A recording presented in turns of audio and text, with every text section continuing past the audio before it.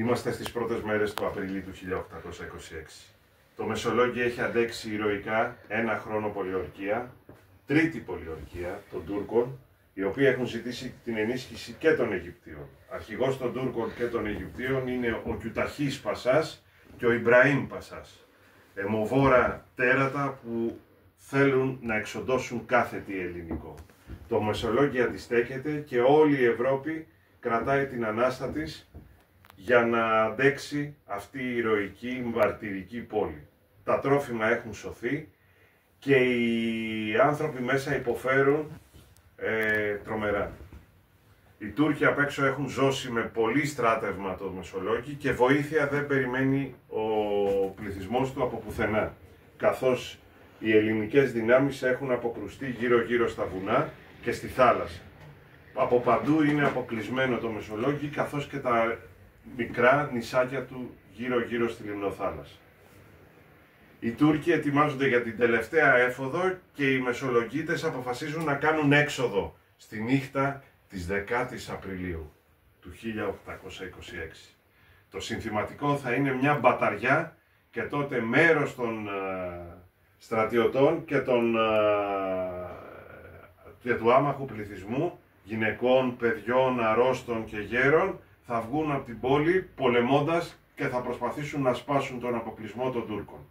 Η ώρα πλησιάζει, όμως οι Τούρκοι από κάποιο προδοτικό χέρι έμαθαν το σχέδιο και είναι έτοιμοι και περιμένουν τους Μεσολογγίτες να βγουν.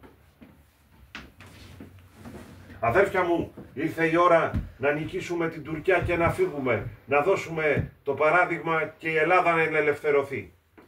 Ναι! Οι πύλες ανοίγουν σιγά σιγά το βράδυ της 10ης.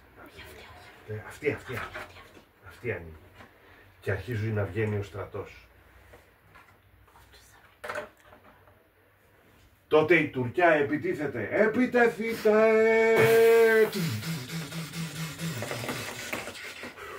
Επιτίθονται Τούρκοι χιλιάδες. Θέλουν να μπουν μέσα.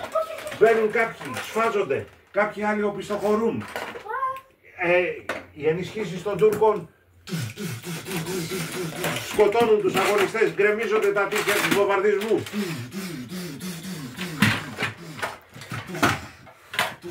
Λίγοι Έλληνες έχουν μείνει. Κορμάνε οι Τούρκοι μέσα να χτυπήσουν το κεντρικό οικοδόμημα, όπου ο πατήρ Σαμουήλ είναι έτοιμος να τιναχθεί μαζί με όλους τους αγωνιστές.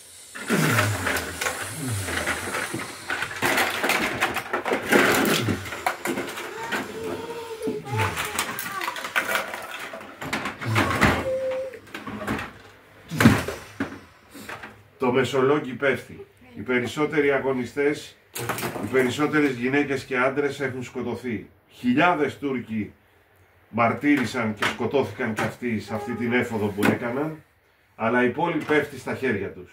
Η Επανάσταση φαίνεται να τρεμοσβήνει και να αργοσβήνει. Ο Θεός της Ελλάδος όμως δεν θα την αφήσει. Ένα χρόνο αργότερα οι Έλληνες θα ελευθερωθούν για πάντα.